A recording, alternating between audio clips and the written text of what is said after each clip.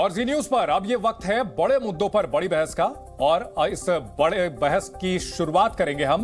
बागेश्वर धाम के प्रमुख पंडित धीरेंद्र शास्त्री एक बार फिर से सुर्खियों में हैं। कांग्रेस और अंधश्रद्धा निर्मूलन समिति के विरोध के बावजूद महाराष्ट्र दौरे पर पहुंचे बाबा ने एक बार फिर अपने दरबार से हिंदू राष्ट्र की हुंकार भरी है। उन्होंने दावा किया कि भारत हिंदू राष्ट्र जरूर बनेगा।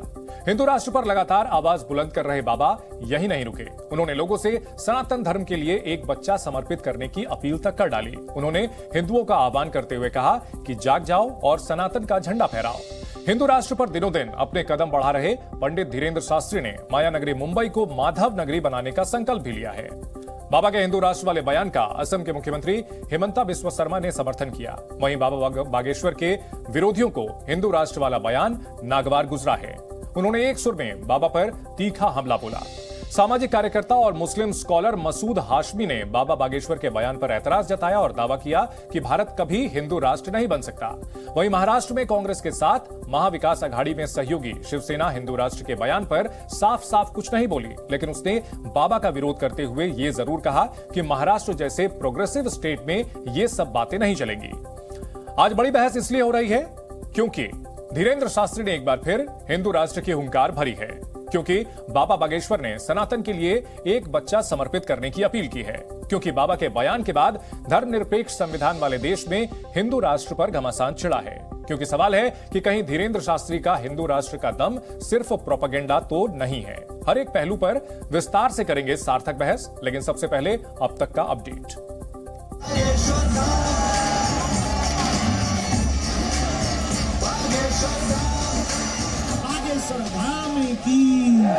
भारत हिंदू राष्ट्र हो सको होना चाहिए। देखो, भारत हिंदू राष्ट्र हो सकता तभी होगा जब घर घर लोग जग जाएंगे। भारत हिंदू राष्ट्र का मतलब है सनातनियों में एकता, हिंदुओं में एकता, और सब यहीं रहेंगे, हमें किसी से दिक्कत नहीं। हिंदुओं जाग जाओ, सनातन का झंडा अब जगह जगह फहराओ। हम नहीं कह रहे, देखो आदमी क्या कह रहे, भारत हिंदू राष्ट्र की भी तैयारी करो।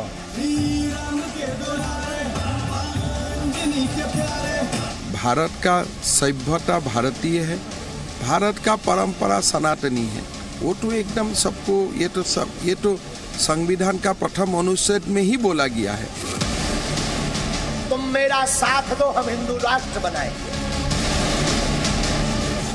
महाराष्ट्र एक प्रोग्रेसिव स्टेट है, यहाँ ये सब कुछ नहीं चलता। आप आइए और चले जाइए।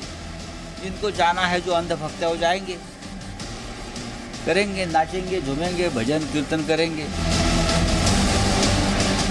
यह आयोजन निश्चित रूप से हिंदू राष्ट्र की ओर अग्रसर होकर के निर्विघ्न संपन्न होगा।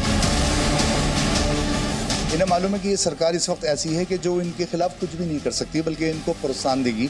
तो इस वजह से ये जो नालियों में छुपे हुए कुछ बरसाती मेंढक जो होते हैं, ये वो लोग हैं, हालात और वक्त बदलने के बाद इनका पता भी नहीं चलेगा। कि हमने संतों की चरणों की तपस्या सीखी और सन्यासी बाबा की कृपा को पाया है। कलयुग में जो सनातन धर्म को पाखंड कह रहे थे, उनके मुंह पर तमाचा मारने के लिए ही बालाजी का दरबार लगता है। बागेश्वर धाम की, सन्यासी बाबा की। इस बड़ी बहस में हमारे साथ लेफ्ट नेता विवेक श्रीवास्तव जी जुड़ चुके हैं। किशोर तिवारी हैं शिवसेना उद्धव गुट के नेता। अतीकुर रहमान हैं इस्लामिक स्कॉलर। शिवानी दुर्गा जी हैं धर्मगुरु। डीके दुबे हैं राजनीतिक विश्लेषक। आप सभी का कसम संविधान की में स्वागत है। सबसे पहले शिवानी दुर्गा जी, बाबा ने कहा है कि एक बच्चा एक्स्ट्रा पैदा करो और सनातन के नाम कर दो। शिवानी जी, हम लोग दुनिया की सबसे बड़ी आबादी वाला देश बनने जा रहे हैं। हम लोगों को यह चाहिए कि एक बच्चे वाले जो परिवार हैं उनको प्रोत्साहन दे, नहीं तो फिर तो खाने के लिए दिक्कत हो जाएगी। ऐसा हिंदू राष्ट्र चाहते हैं क्या हम लोग? हर हर महादेव आप सभी को। आपने अच्छा प्रश्न किया, इंटरेस्टिंग। देखिए क्या है कि जब मुसलमान 16 बच्चे पैदा करते हैं तो उन पे ये रूल लागू नहीं होता, लेकिन जहां हिंदू की बात आ जाती है तो उसको बोला जाता है एक ही बच्चा पैदा करो। क्यों? क्योंकि उससे आबादी बढ़ रही है। अगर तुम 2-4 बच्चे पैदा करोगे तो आबादी क्या हिंदू से ही बढ़ रही है। आप हिंदुओं की आबादी जो जितने भी, अब आप हिंदुओं को एक आबादी कर लीजिए अलग और एक दूसरे जो समुदाय हैं उनकी आबादी अलग करके देख लीजिए, पता चल जाएगा कि कौन कितने कितने हैं। ये कर लीजिए एक चीज। दूसरा जो उन्होंने कहा कि एक बच्चा जो है राष्ट्र की सेवा में दे देना चाहिए, धर्म की सेवा में दे देना चाहिए, तो ये बहुत अच्छी बात है। सिख समुदाय में भी ये होता आया है। गुरु गोविंद सिंह जी ने ये बोला था कि अपना जो एक बच्चा है, बड़ा घर का जो बच्चा है, वो राष्ट्र की सेवा में जाना चाहिए, भेजना चाहिए। तो ये तो बहुत अच्छी बात उन्होंने कही है, तो इसमें क्या गलत है? हमें ये आजादी के बाद 1951 में जो जनसंख्या की गणना की गई थी उसमें हम 36 करोड़ थे, अब 136 करोड़ से ज्यादा हो चुके हैं और इसमें मुस्लिमों की आबादी है, लेकिन हिंदुओं की आबादी भी विस्फोटक तरीके से बढ़ी है। जब खाने को अनाज नहीं होगा तो हिंदू मुस्लिम करके क्या करेंगे? देखिए कन्वर्जन हमें एक प्रोग्रेसिव स्टेट बनने की ओर आगे बढ़ना चाहिए। इतना मेजर कन्वर्जन भी हुआ है, ठीक है, उसको भी आप काउंट करें। हिंदुओं को मुस्लिम बना दिया गया, हिंदुओं को मिशनरीज ने फोर्स करके या माइंड ब्रेन वॉश करके उनको जो है ईसाई बना दिया, तो वो कैसे हिंदू हैं? कहां से वो हिंदू रह गए? फिर कुछ बयान पढ़ के आपको सुनाना चाहूंगा। भारत के सभी लोगों का डीएनए एक है। मोहन भागवत, संघ प्रमुख। भारत पहले से ही हिंदू राष्ट्र है, उसे अलग से हिंदू राष्ट्र घोषित करने की आवश्यकता नहीं है। मिलिंद परांडे विश्व हिंदू परिषद के महासचिव हैं, महामंत्री हैं। हिंदूवादी जो संगठन है, बड़े संगठन हैं, उनके नेताओं का कहना है कि ऐसा कुछ करने की जरूरत नहीं है। फिर धीरेंद्र शास्त्री या फिर अन्य जो दूसरे हिंदूवादी संगठन है, ये मांग क्यों उठा रहे हैं? देखिए, हम जो उन्होंने कहा है वो उनकी भावना है, उनकी समझ है, उसका भी सम्मान करते हैं, लेकिन majority of Indian Hindu people जो है वो ये चाहती है कि हिंदू राष्ट्र घोषित हो। तो उसमें क्या बुराई है? अगर बाबा कहते हैं या कोई साधु संत ये बात बोलते हैं तो इसमें किसी दूसरे व्यक्ति को तकलीफ क्यों हो रही है कि हिंदू राष्ट्र घोषित हो? क्योंकि हम हिंदू हैं, हिंदुस्तान में रहते हैं, भारत का संविधान के ऊपर भारत लिखा है ना, तो अगर इसको हिंदू राष्ट्र घोषित करते हैं तो तकलीफ क्या है उसमें? ठीक है, अतीकुर रहमान साहब, हिंदू संगठन जो दलील देते हैं वो बार बार जो है आबादी असंतुलन का जिक्र करते हैं। ये बताते हैं कि 1951 में 9% से थोड़ी ज्यादा आबादी थी मुस्लिमों की और अब 15% से ज्यादा हो चुकी है। आबादी का असंतुलन है। क्या जनसंख्या के मुद्दे को लेकर क्या सभी धर्मों को एक साथ नहीं आना चाहिए? जो सवाल मैंने शिवानी दुर्गा जी से पूछा कि जब खाने को नहीं होगा, जब हमारे पास संसाधन नहीं बचेंगे, तो हिंदू मुसलमान करके हम क्या करेंगे? देखिए चंद्र जी, जहां तक के पॉपुलेशन का सवाल है, बहुत अच्छा डेटा हमारे सामने आ चुका है एक्सपर्ट्स का जी। और एक्सपर्ट्स का ओपिनियन ये है पॉपुलेशंस के मुतालिक कि पॉपुलेशन भारत के अंदर फर्टिलिटी रेट डाउन हो रहा है अक्रॉस द फेथ, हिंदू, मुस्लिम, सिख, ईसाई सब। दूसरा इंपॉर्टेंट फैक्टर पॉपुलेशन से रिलेटेड ये है कि अवश्य आपका कहना बिल्कुल सही है कि जब खाने को नहीं होगा तो हिंदू मुस्लिम करके क्या करेंगे? तो पॉपुलेशन कंट्रोल मेजर्स जो हैं वो रिलेटेड है रिलीजन से नहीं जी, वो रिलेटेड है पॉवर्टी से, वो रिलेटेड है एजुकेशन से, ठीक है, वो रिलेटेड है इंडस्ट्रियलाइजेशन से जी। जब इंडस्ट्रियलाइजेशन नहीं होगा, आप महाराष्ट्र जो कि एक इंडस्ट्रियल स्टेट है, UP, Bihar, Rajasthan, cow belt, Hindi belt उसको कह लीजिए, वो नॉन इंडस्ट्रियल स्टेट है, एग्रीरियन स्टेट है। वहां पर देखिए पॉपुलेशन और जनसंख्या, तो जनसंख्या का जो लिंक है वो रिलीजन बेस्ड नहीं है, ठीक है, वो है पॉवर्टी, एजुकेशन और इंडस्ट्रियलाइजेशन। अतीकुर रहमान साहब, बहुत अच्छी आपने बात करी है, लेकिन सवाल यहां तब उठता है जब मदरसों में सिर्फ धार्मिक शिक्षा दी जाती है, वहां पर कोई प्रोग्रेसिव जो है एजुकेशन नहीं दी जाती है। वहां पर जब प्रोग्रेसिव एजुकेशन देने की बात होती है तो बवाल खड़ा हो जाता है। जब एक प्रोग्रेसिव स्टेट में सबको बराबर के अधिकार मिलने चाहिए, तो फिर यह भेदभाव, उस वक्त स्पेशल ट्रीटमेंट क्यों मांगी जाती है? देखिए, मदरसा के अंदर जो मॉडर्नाइजेशन की बात आप कर रहे हैं वो एक वेलकम स्टेप है जी, और यही जद्दोजहद करके जंग लड़के जब हमने हमारे बच्चों को यूपीएससी क्रैक कराया, मदरसे के बच्चों को, तो ये संघ एलिमेंट्स ने उसको क्या नाम दिया? यूपीएससी जिहाद नाम दिया। इनसे बर्दाश्त नहीं हुआ। बच्चों को सर, ये एक और चीज साबित करता है, मदरसों के बच्चों को, मदरसों में पढ़ने वाले कुछ बच्चे अगर बाहर जाकर के पढ़ के कर जाते हैं तो आप उसे ये नहीं कह सकते कि मदरसों के बच्चे जो है आईएएस बन रहे हैं सीधे। मदरसों में प्रोग्रेसिव जब सर्वे कराने की कोशिश की गई थी यूपीए सरकार की तरफ से, तो उसका अक्रॉस द लाइन मुस्लिम समुदाय में विरोध किया गया। प्रोग्रेसिव समाज की जब हम बात करते हैं तो सबके लिए कहीं पर विरोध नहीं किया गया, बल्कि उल्टा हुआ जी, बल्कि उल्टा हुआ। तमाम मदरसा ऑफिशियल्स ने योगी सरकार के इस चीज को वेलकम किया था। ठीक है। और ठन गोपाल लौटना पड़ा, कुछ नहीं मिला हमको, कुछ भी ठीक है। तो यहां हम इस बात से एकमत है कि जनसंख्या नियंत्रण होना चाहिए अक्रॉस द रिलीजन। जी, एग्जैक्टली। ठीक है, बहुत अच्छी बात आपने कही है। यहां पर हम दूसरे मेहमानों को भी लाना चाहेंगे। किशोर तिवारी जी बहुत देर से हाथ उठा रहे हैं। किशोर तिवारी जी, आपकी पार्टी की ओर से कहा गया कि भाई महाराष्ट्र एक प्रोग्रेसिव स्टेट है, यहां पर ऐसे बाबा आते हैं, धीरेन्द्र शास्त्री जैसे बाबा चले जाते हैं, लेकिन हिंदू राष्ट्र के मुद्दे पर आपकी पार्टी का स्टैंड कुछ क्लियर नहीं हो पाया है, उस पर आप रिस्पॉन्ड करें। नहीं, बहुत क्लियर है। हम भारत को हिंदू राष्ट्र समझते हैं और हिंदुओं का यहाँ पर सम्मान हो, हिंदुओं के अधिकारों की रक्षा हो, इसके लिए शिवसेना बहुत ज्यादा एग्रेसिव है। लेकिन हम मोहन भागवत और परांडे जी की बात से भी सहमत है। लेकिन मैं एक बात है ना, जो बागेश्वर महाराज है, मैं एक हिंदू हूँ और सनातन धर्म के दर्शन को समझता हूँ। मैंने दरबार वाला कल्चर देखा नहीं। चमत्कारों पे जब ऑब्जेक्शन आने लगे तो बागेश्वर महाराज एकदम हिंदू राष्ट्र की बात करने लगे। तो मैं लगता है कि हम कुछ ज्यादा ही इनको महत्व दे रहे हैं। चमत्कार वाली बात नहीं, आज तो हिंदू राष्ट्र वाले मुद्दे पर हम डिस्कशन कर रहे हैं, उसको लेकर के आपकी पार्टी का मुझे लगता है कि स्टैंड फेवर में होना चाहिए। धीरेन्द्र शास्त्री का आपको समर्थन आप लोग करेंगे? नहीं, देखो, हिंदू राष्ट्र वाली मांग पर हम साथ में हैं, लेकिन महाराष्ट्र में अंधश्रद्धा का कोई प्रचार करे ये भी एक गलत है ना। एक प्रगतिशील राज्य है और श्रद्धा और अंधश्रद्धा में अगर लोगों के इमोशन का कोई दुकान लगा के बैठ जाए उसमें तो ऑब्जेक्शन रहना चाहिए। लेकिन बाबा आए, बाबा ने अपने चमत्कार बताए और बाबा ने चमत्कार वाली बात तो की ही नहीं। अभी जो हम बात कर रहे हैं मीरा रोड में जो उन्होंने बयान दिया है, हिंदू राष्ट्र वाली बात दोहराई है, उस पर आपकी पार्टी का स्टैंड क्लियर नहीं हो पा रहा है। मैं दर्शकों के सामने आपकी पार्टी का स्टैंड क्लियर करता हूं। बाल ठाकरे साहब का बयान यहां पर कोट करना चाहूंगा। बाल ठाकरे साहब ने कहा था, हाँ हिंदुस्तान एक हिंदू राष्ट्र है, आप लोगों को साक्षी मानकर मैं ऐलान करता हूं, किसी के बाप की अनुमति की क्या जरूरत है?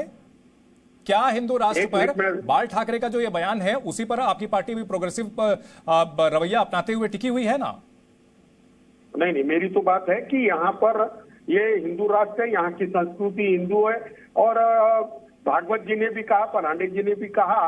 और जब सब कुछ शांति से चल रहा है तब बागेश्वर जी का जो नई मूवमेंट है कि बच्चे पैदा करो और धर्म को दो, तो उनकी भी बात उन्होंने क्या कही, हिंदू राष्ट्र यानी हिंदू के अधिकारों का रक्षण। तो हम भी उनके साथ है, हम भी उनके साथ है। ठीक है, विवेक श्रीवास्तव, रक्षण के लिए तो हम ही है। विवेक श्रीवास्तव हिंदू राष्ट्र की मांग कर रहे हैं जी। बीजेपी के कई नेता भी उन्होंने उनका समर्थन किया है, सीएम हिमंता बिस्वा शर्मा ने भी समर्थन किया है, क्या कहेंगे? जी, बेवकूफ़ी वाली बातें हैं, क्योंकि पहले ड्राफ्ट बताएं ना हिंदू राष्ट्र का क्या ड्राफ्ट है। ये नारेबाजी करने से और पॉलिटिकल चीज़ों को करने से थोड़ी ना बात। धीरेन्द्र शास्त्री जी से मेरी अपील है, कृपा करके हिंदू राष्ट्र का ड्राफ्ट तो बता दीजिए कि आपके हिंदू राष्ट्र में होने क्या जा रहा है। ये खड़े होकर के नारे लगाने से हिंदू राष्ट्र बना दो, हिंदू राष्ट्र बना दो, और उसमें 10 और अनपढ़ जुड़ जाएंगे कि हाँ जी मुसलमानों से हमें बड़ा खतरा है, ये सब this is non serious talk. आप बताइए व्हाट इज हिंदू राष्ट्र पहले, उसमें जो माइनॉरिटीज है मुसलमानों है उनका स्टेटस क्या होगा, ईसाइयों का स्टेटस क्या होगा, दलितों का स्टेटस क्या होगा, उनको कोई दिक्कत नहीं होगी। जी, तो जब दिक्कत नहीं है तो किसी को दिक्कत नहीं थी। बाबा नीम करोली से बड़े भक्त नहीं है हनुमान जी के ये। बाबा नीम करोली यहीं थे, उनका ड्राइवर मुसलमान था जी। और मार्क जुकरबर्ग अभी वहां होकर के आए हैं कुछ सालों पहले दर्शन करके, स्टीव जॉब्स पहले गए थे, महर्षि महेश योगी यहां से अमेरिका गए और पीस विदाउट ट्रैंक्विलाइजर्स की बात करी, कभी हिंदू राष्ट्र की बात नहीं हुई। सबको आशीर्वाद मिला, ईसाई, दलित, मुसलमान, ज्यू, जो मर्जी आया। ये तो हम पहली बार ऐसे संत महात्मा देख रहे हैं जो सिलेक्टिव है साहब। नहीं, आपके हिसाब से जो है देश ठीक चल रहा है, सेक्युलर है, प्रोग्रेसिव है, सब कुछ ठीक चल रहा है? जी सर, मेरी बात सुनिए, मैं एक श्रीवास्तव हूं, हम भी सब, अगर हम जाति की ही बात करें तो इस देश के अंदर 1947 के बाद 90% IAS, IPS, मंत्री, संतरी, सरकारी स्कूल टीचर, क्लर्क, जज, वकील, ये अपर कास्ट हिंदूज ही रहे हैं। ये भ्रष्टाचार जिसको आज हम कोसते हैं और जिसके लिए आंदोलन होते हैं, इसके लिए हम अपर कास्ट हिंदूज रिस्पॉन्सिबल हैं। अपने देश को हमने खोखला किया। मुसलमान और दलित तो 15, मुसलमान और दलित तो सर 10-15, सुनिए सर जी, नहीं सर, आप सुन लीजिए, ये तो दलित और मुसलमान तो सर सिर्फ मात्र 10-15 साल से थोड़ा सा उभरे हैं, कुछ एजुकेशन बढ़ी है, कुछ पोस्टों पे आए हैं, तो आपके हिंदू राष्ट्र को बना देने से, सो कॉल्ड या फिर घोषित कर देने से क्या बदलाव आएगा देश में? भीमराव अंबेडकर ने बनाया था। हमारे देश के पहले जो शिक्षा मंत्री थे वो मौलाना अबुल कलाम आजाद थे। शिवानी जी रिस्पॉन्ड करें। जी वही मुझे आश्चर्य हो रहा है, ये विवेक श्रीवास्तव जी की बात जब भी सुनती हूँ मुझे हंसी आती है। मैं इनके साथ कितनी सारी डिबेट्स में बैठ चुकी हूँ।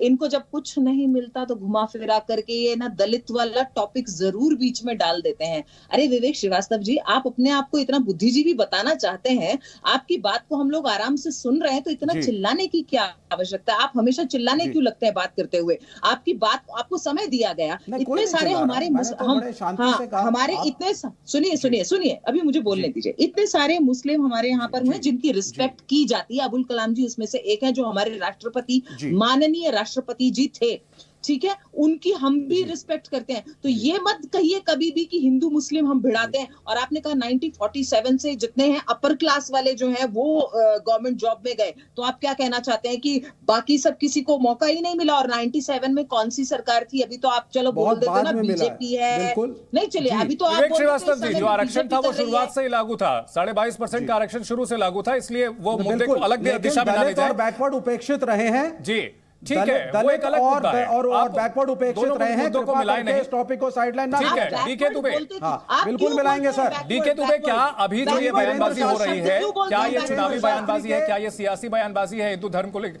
हिंदू राष्ट्र को लेकर? क्या मानते हैं आप?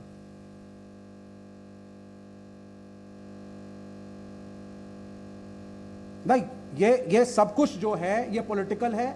मैं धीरेंद्र शास्त्री जी को एक पॉलिटिकल आदमी समझता हूं। मैं नहीं समझता कि वो किसी भी तरीके से धर्म, मेडिटेशन, शांति, मानव प्रेम फैलाना चाहते हैं। पॉलिटिकली एम्बिशियस हैं, युवा हैं, कम उम्र के हैं, तो मुझे तो यही एक आशीर्वाद देते नहीं है, चैलेंज करते हैं, मानव प्रेम करके देख लिया, जिहाद हो रहा है, चंद्रशेखर रावण को वहां पहुंच जिहाद हो रहा है, लड़कियां काटी जा रही हैं बागेश्वर धाम में उठा। कौन से प्रेम की बात कर रहे हैं आप? कौन से प्रेम की बात? अरे बार बार दलित ले आते हैं, हर डिबेट में आप दलित को उठा लेते हैं। दलित कौन है? एक मिनट मुझे बताइए, मुझे ये चीज बताइए, दलित की परिभाषा दे दीजिए। दलित किसे कहा जाता है? दलित किसे कह रहे हैं आप जी? और ये आप कहते हैं, बाकी कोई नहीं कहता। जिसको बिठा करके हम पानी नहीं पिलाते थे अपने गांव में। डीके त्रिपाठी जी हमारे साथ जुड़ चुके हैं। डीके त्रिपाठी जी, ठीक है, गेस्ट डीके दुबे जी भी हमारे साथ हैं। डीके जी, अगर बात की जाए इस पूरे मामले की, तो क्या ये पूरी बयानबाजी सियासी है? हिंदू राष्ट्र का जो मुद्दा अभी उठाया जा रहा है, इसकी आखिर रिलेवेंस क्या है? देखिए, ऐसा है, जब संतों के द्वारा, पुजारियों के द्वारा, या जो लोग कथा भागवत करते हैं, उनके मन की इच्छा है। अब इसको आप अगर उसको रिलीजन से जोड़ते हैं या ये जोड़ते हैं कि साहब वो इलेक्शन से उसका संबंध है, तो मुझे लगता है कि इसमें को बेवकूफ़ी से ज़्यादा बड़ी बात नहीं है, क्योंकि ये इलेक्शन प्रोपेगेंडा संतों के लिए नहीं होता। संतों के लिए उनकी इच्छा और श्रद्धा होती है, जिस श्रद्धा के आधार पर वो चलते हैं। तो अगर ये बात कही जाए कि हिंदू राष्ट्र, तो सवाल ये पैदा होता है कि देश की बात कर रहे हैं कि राष्ट्र एक सांस्कृतिक आइडेंटिटी है और देश एक कॉन्स्टिट्यूशनल आइडेंटिटी है। नहीं, अगर 80% आबादी हिंदू है ऑलरेडी, तो क्या ये ऑलरेडी हिंदू राष्ट्र नहीं है? अगर आपको जो है इसी से खुशी मिलती है कि इसे हिंदू राष्ट्र कहा जाए, तो हिंदू राष्ट्र कह लीजिए, उससे क्या दिक्कत है? सुप्रीम कोर्ट ने भारत को लेकर जब हिंदू की परिभाषा की, तो उन्होंने कहा कि हिंदू एक कल्चर है, भारत की संस्कृति है, और भारत के एक पार्टिकुलर एरिया में, मतलब इस देश में रहने वाला प्रत्येक व्यक्ति जिस कल्चर को फॉलो करता है वो हिंदुत्व है। तो जब हम इस देश में रहते हैं, चाहे वो कोई भी रिलीजन को फॉलो करता हो, क्या वो कहेगा कि वो भारतीय कल्चर के विरुद्ध है? क्या वो कहेगा कि वो भारतीय व्यवस्थाओं को नहीं मानता? अगर नहीं मानता तो सवाल ये पैदा होता है कि वो यहाँ है क्यों?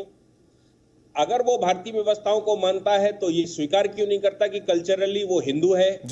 अगर वो भारत में ये कहता है कि मैं विदेशी रिलीजन को मानता हूं लेकिन मैं यहाँ की ओरिजिन नहीं हूं। डीके दुबे साहब, यहाँ पर जो आम आदमी है उसके लिए सामने जो धर्म की बात है, धर्म को अपने वो मानता है, लेकिन उसके लिए जो दूसरी ज्वलन समस्याएं हैं, भारत एक अगर हम इसे ईमानदारी से स्वीकार करें तो अभी भी हम एक गरीब देश हैं जहां पर कैपिटा इनकम काफी कम है।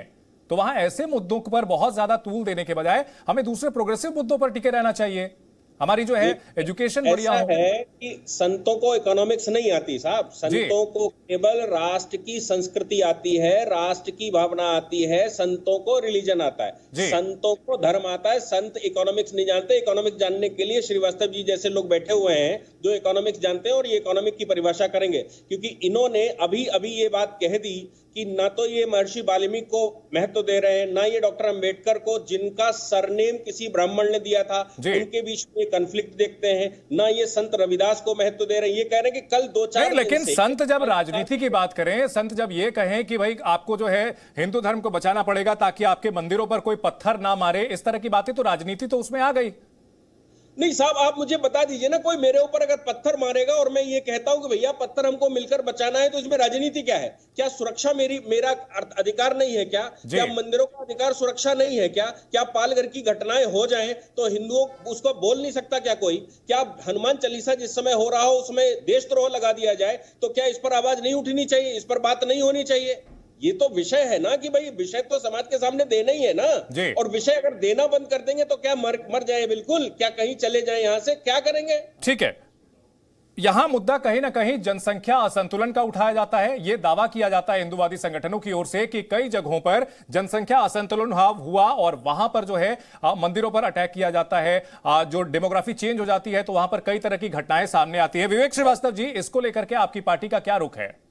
जी, जनसंख्या असंतुलन पर क्या कहेंगे? नहीं, देखिए जनसंख्या संतुलन पे आप कानून बनाएं। अगर आपको लग रहा है पॉपुलेशन कंट्रोल की आवश्यकता है तो जरूर बनाएं सबके लिए। अतीकुर रहमान साहब बैठे हैं, अब इन्होंने भी बोला let the law of the land B same for everyone, पर ये मुस्लिम राष्ट्र नहीं, ये बात उन्होंने नहीं कही। ये सब करके आप लोगों को डिवाइड ठीक है, आप अपने वर्ड्स जो हैं उनके मुंह में ना डालें। विवेक जी, आप अपनी राय बताएं।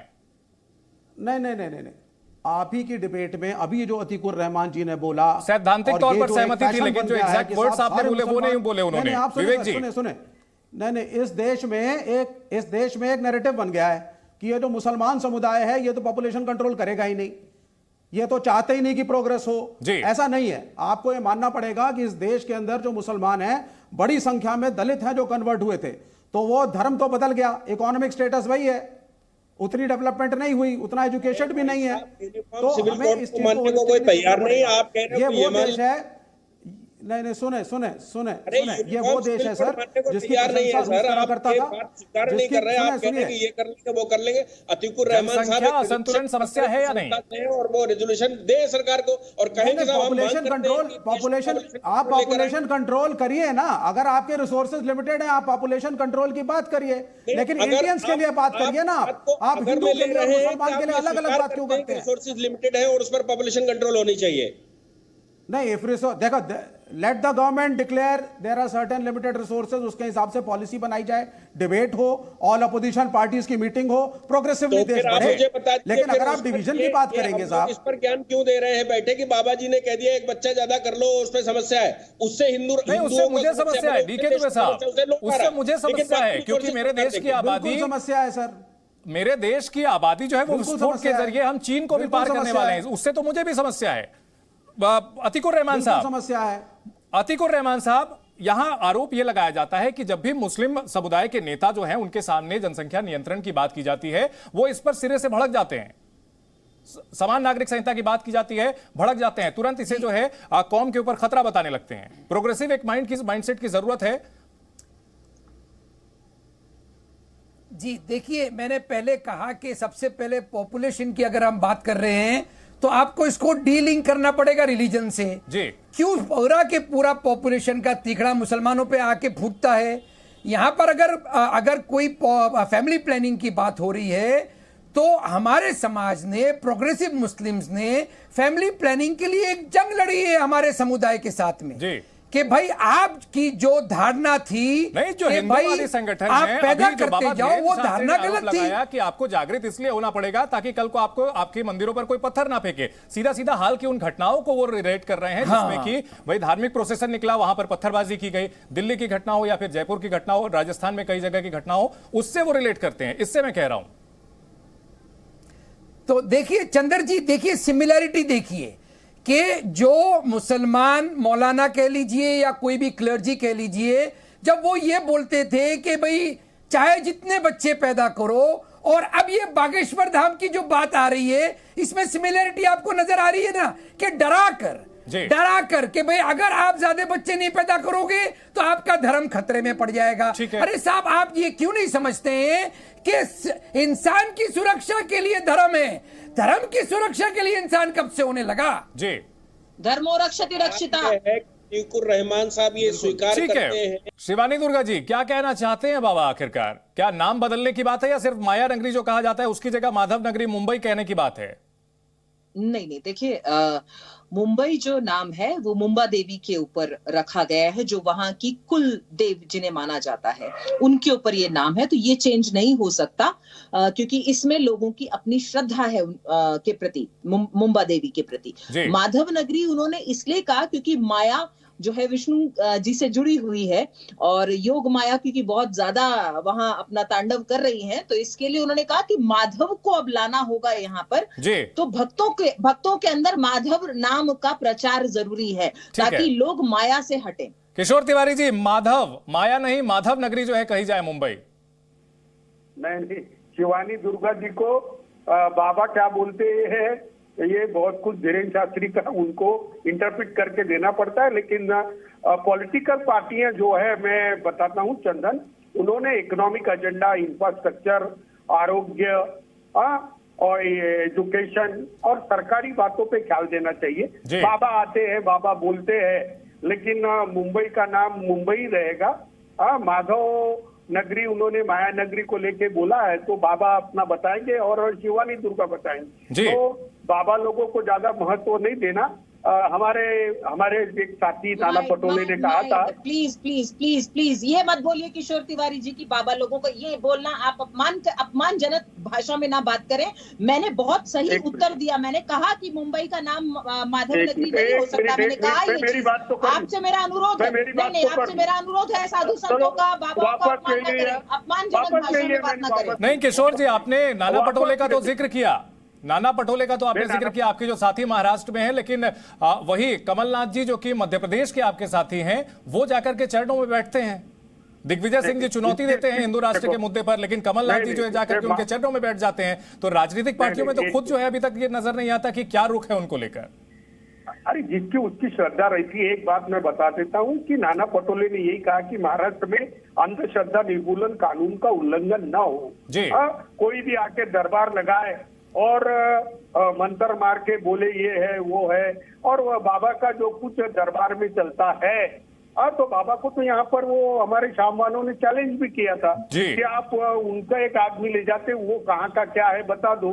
तो बीजेपी ये बाबा को एक किशोर जी उन्होंने चैलेंज एक्सेप्ट किया था। एक मिनट मुझे बोलने दो ना। किया था किशोर जी, उस चैलेंज को लेकर के तो काफी विस्तार से हो चुका है यहाँ, लेकिन हम चैलेंज की बात नहीं कर रहे हैं। हम हिंदू राष्ट्र को लेकर जो लगातार बाबा अभियान चला रहे हैं उसकी बात कर रहे हैं जी। नहीं देखो, मुझे लगता है बाबा बागेश्वर जो है वो बीजेपी का एजेंडा तो रन नहीं कर रहे, क्योंकि बीजेपी इकोनॉमिक फ्रंट पे फेल हो गई है। तो वो चाहती है कि 24 का चुनाव हिंदू मुसलमान होके करो। जैसे ही भक्त की बात होती है, भगवान की बात होती है, तो वो बीजेपी का हो जाता है। नहीं तो क्या सिर्फ बीजेपी के पास सिर्फ हिंदू धर्म का जो है पूरा का पूरा कॉपीराइट बीजेपी के पास रिजर्व्ड है, ये आप मानते हैं क्या? क्योंकि आपकी पार्टी तो हिंदुत्व को लेकर एक वक्त में बाला साहब ठाकरे ने लाल कृष्ण आडवाणी तक को फटकार लगा दी थी हिंदुत्व को लेकर, तो आपकी पार्टी तो कहीं ज्यादा अल्ट्रा राइटिस्ट हुआ करती थी, तो वो कॉपीराइट तो आपके पास ज्यादा हुआ करता था। लेकिन अब पॉलिटिकल अलायंस चेंज हुई है तो आप लोगों के सुर बदल गए हैं। अगर मैं गलत हूं तो आप मुझे करेक्ट करें। क्या बाला साहब ठाकरे ने लाल कृष्ण आडवाणी को फटकार लगाई थी हिंदू धर्म के, हिंदू राष्ट्र के नाम पर या नहीं? 2002 की बात है सर। देखो नहीं 2002 के संदर्भ 2024 के संदर्भ 2023 में बदल जाते हैं, आप ये कह रहे हैं सर? नहीं बदले नहीं, हम तो हिंदुत्ववादी है और छाती ठोक के कहते हैं कि हमें गर्व है, हम हिंदू है। लेकिन कोई हिंदुत्व का कार्ड खेल के फिर से चुनाव लड़ने की सोचे, फिर मंदिर में जाए। आगे आपके देखो तो ऐसा तो कांग्रेस पार्टी करती ठीक है, कुछ एक और बयान में बाबा बागेश्वर का सुनाना चाहूंगा। भारत हिंदू राष्ट्र तभी घोषित होगा जब हिंदुओं में एकता आएगी, लेकिन बाकी धर्म के लोग भी यही हिंदू राष्ट्र में रहेंगे, क्योंकि हमारा धर्म जोड़ना सिखाता है, तोड़ना नहीं। इस बयान में क्या एतराज नजर आता है अतीकुर रहमान साहब? जी नहीं, एतराज की बात तो यह है, देखिए कि जब हम हिंदू राष्ट्र की बात कर रहे हैं तो मेरी इतनी विनती है तमाम लोगों से कि आपको ये एक एडिशन स्टेटमेंट करना पड़ेगा कि हिंदू राष्ट्र under the constitution of India, क्योंकि अगर हिंदू राष्ट्र या मुस्लिम नेशन की बात की जाती है तो वो एंटीथीसिस है कॉन्स्टिट्यूशन ऑफ इंडिया का।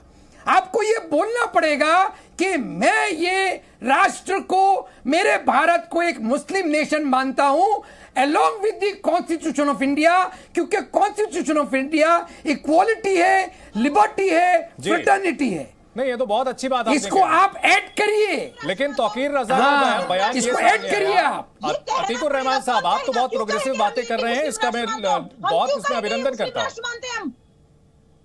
हम क्यों कहेंगे कि हम मुस्लिम राष्ट्र मानते हैं? हिंदू राष्ट्र is an antithesis of the constitution of India. नहीं, अब आप चिल्लाने लगी। देखिए, आप विवेक जी को कह रही थी कि आप चिल्लाने लगते हैं। अतीकुर रहमान साहब रखिए, आपने धैर्य रखिए शिवानी जी। अतीकुर रहमान साहब, मैंने कहा जिसको जो मानना है माने। हिंदू राष्ट्र या Muslim nation along with the constitution of India. संविधान सर्वप्रिय है, संविधान सुप्रीम है। ठीक है, अब अगर मैं मानता हूं ये मुस्लिम नेशन है तो मैं मानूं, आप मानती हिंदू राष्ट्र तो मानिए, लेकिन संविधान सर्वप्रिय है। The constitution stand supreme. मुस्लिम राष्ट्र ना ये कभी the constitution of India stand supreme. जिनको इसको मुस्लिम अतीकुर रहमान साहब, सुप्रीम। अतीकुर रहमान साहब, भारत से चले जाए। अतीकुर रहमान साहब चले जाए, जिनको इसको मुस्लिम राष्ट्र बनाना है। ठीक है शिवानी दुर्गा जी, उस मुद्दे से हम ना भटके। यहां पर अतीकुर रहमान साहब, सवाल ये उठता है कि कॉन्स्टिट्यूशन ने ही सीए कानून जो है संसद ने उसे पास किया था, लेकिन इसको लेकर के इतना वितंडा खड़ा किया गया, नेशनल लेवल पर इतनी हिंसा की गई, दंगे तक हुए दिल्ली में। ऐसा क्यों सर, जब अगर मानने की ही बात है? अनकॉन्स्टिट्यूशनल है भाई। कैसे ब्रूट मेजॉरिटी अगर पार्लियामेंट में कोई पास कर लेती है जी, हाँ, इक्वालिटी को वायलेट कर रहा है ना। कैसे, ये कौन तय करेगा? पार्लियामेंट तय करेगी, सुप्रीम कोर्ट तय करेगा, या फिर कुछ जो है लीडर्स तय करेंगे? कैरेक्टर को वायलेट कर रहा है कौन, किसके हिसाब से? हाँ, तो जिस तरह से किसके हिसाब से? 1991 प्लेसेस ऑफ वर्शिप एक्ट को किसके, शिवानी की नहीं मानती हैं, हम सीए को नहीं मानते। अतीकुर रहमान साहब, मैं ये सवाल पूछ रहा हूँ, अतीकुर रहमान साहब, सड़क पर फैसला होगा, जब सड़क पर फैसला होने लगे तो फिर सवाल उठते हैं। आप एक तरफ कहते हैं कि कॉन्स्टिट्यूशन को आप मानते हैं, दूसरी तरफ प्लेसेस ऑफ वर्शिप एक्ट को मानती हैं आप। ये मुझे बताइए कि 91 में वो कानून लाया गया था, हिंदू सर्व धर्म ने। अतीकुर रहमान साहब, बात नहीं, मेरा सवाल, एक्ट पास किया था, अगर कोई एक्ट गलत पास हुआ है तो उसे चेंज भी किया जा सकता है। हाँ, वही तो मैं कह रहा हूं कि अगर कोई सीए गलत ब्रूट मेजॉरिटी ने पास किया है, वो आगे जाके रद्द हो जाएगा। ये मुझे बताएं कि वर्शिप एक्ट के खिलाफ कहां पर विरोध प्रदर्शन किया गया सर? बहुत सारे रूल रद्द होने वाले। अतीकुर रहमान साहब, आने वाले कहां हिंसा की गई वर्शिप एक्ट के खिलाफ? जितने क्या सुप्रीम कोर्ट के फैसले का इंतजार नहीं किया गया राम मंदिर को लेकर? क्या सड़क पर धरना दिया गया? क्या सड़क रोकी गई? क्या दंगे किए गए? अरे तो सवाल वही है कि नहीं, वही कैसे है सर? 1991 में बीजेपी ने उसको पास क्यों होने दिया और अब उसको अपोज करते हैं? नहीं, आप जब ये बात करते हैं कि सबको बराबरी का अधिकार मिलना चाहिए, तो जो 3 मुस्लिम राष्ट्र हमारे देश के आसपास हैं, वहां के माइनॉरिटीज को अधिकार दिया गया। वहां फिर सीए को हिंदू मुसलमान, भारत के जो मुसलमान हैं, हिंदवी मुसलमान, उनसे क्यों जोड़ा गया? नहीं, मुसलमानों को कहां जोड़ा गया? मैं कह रहा हूं कि भारत के मुसलमान को ला रहे हैं ना, शियाओं को भारत के जो संगठन है वो सड़क पर क्यों उतरे? अगर ये देश सबका है, इसलिए उतरे कि आपने मुसलमानों को चंदन जी से अलग क्यों रखा है? अगर इस्लामिक राष्ट्र, एमपी में, सर, मध्य प्रदेश में, जब अतीकुर रहमान जी, हमारे देश के आसपास इस्लामिक राष्ट्र हैं, वहां के अल्पसंख्यकों को अधिकार दिया गया, इसमें क्या गलत था? राइट, वो प्रताड़ित है या नहीं है? अरे प्रताड़ित लोगों को अगर आप सीए के अंदर एंट्री कर रहे हो जी, तो क्या तो आप ये कह रहे हैं कि पाकिस्तान में जो मुस्लिम है वो भी प्रताड़ित हैं? नहीं है। आप ये कह रहे हैं कि बांग्लादेश में मुस्लिम प्रताड़ित हैं? क्या आप ये कह रहे हैं कि अफगानिस्तान में मुस्लिम प्रताड़ित हैं? आप ये मान रहे हैं? यस, शिया प्रताड़ित है पाकिस्तान में, अफगानिस्तान में शिया प्रताड़ित है, तो उनको भारत आने देना चाहिए। आप यस, सारा के सारा मुद्दा तो वही है भाई जी। क्यों भारत में आने देना चाहिए? को आपने रिलीजन बेस क्यों भारत में आने देना चाहिए? किस लिए आने देना चाहिए भारत? सर भारत से ही ये देश अलग हुए हैं ना सर। उस वक्त भारत है, उस वक्त धर्म के नाम पर ही बंटवारा हुआ था ना सर। अरे आप शियाओं के लिए बैटिंग करती है ना कि शियाओं को पाकिस्तान में सताया जा रहा है, कानून बनाइए सारे धर्मों के लिए। कहीं से सेक्युलर कंट्री नहीं है, कोई सेक्युलर कंट्री तब होती है, बिल्कुल सेक्युलर कंट्री नहीं है। सेक्युलर कंट्री तब होती है जब अधिकारों की बात होती है, लेकिन हिजाब को लेकर दोनों एक बराबर हैं। ये बिल्कुल नहीं, बिल्कुल नहीं, बिल्कुल एक हिंदू एक मुसलमान एक बराबर है। नहीं ठीक है, विवेक श्रीवास्तव अगर बराबर हैं तो सबके लिए सेम कानून होना चाहिए। विवेक श्रीवास्तव, क्या लेफ्ट पार्टियां इस बात का समर्थन करती हैं कि यूनिफॉर्म सिविल कोड आना चाहिए? क्या यूनिफॉर्म, क्या विवेक श्रीवास्तव लेफ्ट पार्टियां इसका समर्थन करती हैं कि सभी बच्चों को एक जैसी शिक्षा मिलनी चाहिए? अब आप सुन लीजिए जी, अब आप सुन लीजिए इसको। यूनिफॉर्म सिविल कोड के ऊपर, यूनिफॉर्म सिविल कोड के ऊपर for your kind information we conducted a seminar. 32 ऐसे पॉइंट हैं जिसपे हिंदू नहीं है इकट्ठे। ये एक र्यूमर है कि मुसलमान यूनिफाइड सिविल कोड के खिलाफ है जी। साउथ इंडिया में मामा भांजी से शादी कर सकता है, नॉर्थ इंडिया में नहीं। जो इनहेरिटेंस के लॉज हैं वो मिताक्षरा लॉ पे है और एक और लॉ भी है। ऐसे 32 पॉइंट है जिसमें हम हिंदू एक नहीं है। क्या यूनिफॉर्म सिविल कोड नहीं, तो वहां तो ऑलरेडी लागू है ना, वो तो 1950 के दशक में आ चुका है। यूनिफॉर्म सिविल कोड कहाँ? हिंदू कोड तो ऑलरेडी लागू है ना। हम एक मत हो ना हो, सरकार पहले, अरे विवेक जी एक मत हो ना हो, लेकिन हिंदू कोड लागू तो है। एक मत हो या ना हो, जब नेहरू जी ने उसे पास किया था तो सभी ने उसे माना। कंफ्यूजन आप सुनिए सर, हमने एक बहुत सेमिनार किया था, all India Muslim personal law board के लोग भी आए थे, हिंदू धर्म गुरु भी आए थे, डिटेल्ड हमने डिस्कशन करी जी। 32 पॉइंटों पे हमारा ठीक है। आप फैक्ट के साथ हिसाब से नहीं चल रहे हैं। डीके दुबे जी जी, असल में क्या है कि आप इनसे ये पूछिए कि 1925 से पहले, जब ये 1937 से पहले कौन सा लॉ था? हिंदू और मुसलमानों के लिए एक यूनिफॉर्म लॉ था कि नहीं था? इंडियन मैरिज एक्ट था कि नहीं था? इंडियन सक्सेशन एक्ट था कि नहीं था? आज ये कौन सा नया फार्मूला लिया है? दूसरी बात ये बता दीजिए कि जब भारत में यूनिफॉर्म सिविल कोड की बात कही जाती है तो किसी हिंदू के द्वारा, चाहे वो माना वो उसकी धारणा के बिल्कुल खिलाफ हो, किसी ने कोई प्रदर्शन किया, किसी ने कोई बात कही, किसी ने कोई ऑब्जेक्शन लगाया क्या? भाई हम प्रोग्रेसिव लोग हैं, अगर हमारे लिए कोई कानून बनकर आता है तो हम उसको सहजता से स्वीकार करते हैं। हमारे यहाँ प्रैक्टिस कोई भी हो, हमारे यहाँ बाल विवाह खत्म हुआ ना, हमने स्वीकार किया। हमने अभी तक यूनिफॉर्म सिविल कोड का कोई भी ड्राफ्ट नहीं आया है सर। अरे विवेक श्रीवास्तव जी, को कोई भी ड्राफ्ट गवर्नमेंट विवेक श्रीवास्तव जी सिविल कोड का नहीं दिया है अभी। जी, मुस्लिमों में सेमिनार कर रहे हैं, हमें बता दीजिए। जब को छोड़ करके बाकी सब हिंदू लग रही है, आपको क्यों ये बवाल कर रहे हो? 32 पॉइंट निकाल कर रखे, और 32 पॉइंट आपसे कहा किसने कि आप निकाल कर रखोगे? भारत मानेगा कि नहीं मानेगा? आपको किसने सलाह दे दी कि आप 32 पॉइंट निकाल कर रखिए? आप क्यों ये आगे बढ़ रहे हैं? अगर सरकार ने कोई क्यों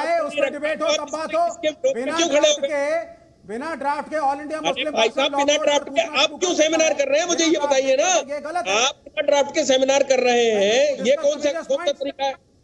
हाँ बिल्कुल सेमिनार कर सकते हैं हम सर। आप ड्राफ्ट दीजिए ना, कोई ड्राफ्ट नहीं है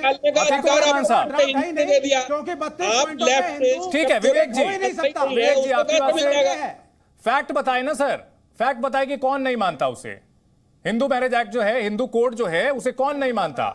चलिए ठीक है। इनहेरिटेंस को लेकर कहां अलग लॉ है? किसके लिए अलग लॉ है? कौन सी बात कर रहे हैं सर? कौन से प्लेनेट की बात कर रहे हैं? करके थोड़ा सा आप लोग रिसर्च करिए, थोड़ा सा पढ़िए। इनहेरिटेंस के लॉज पे भी हम हिंदू एक नहीं है। 2-3 तरह के इनहेरिटेंस के लॉज हैं प्रॉपर्टी को लेकर के। हिंदू समाज एक नहीं है। ठीक है, चलिए अतीकुर रहमान साहब, अतीकुर रहमान साहब, शादी ब्याह के अलग कानून है जी, उसमें कहां अलग कानून है सर? कानून है पेट्रियार्चिकल कानून। कहां अलग कानून है सर? कौन से समुदाय में? कहां पर सर?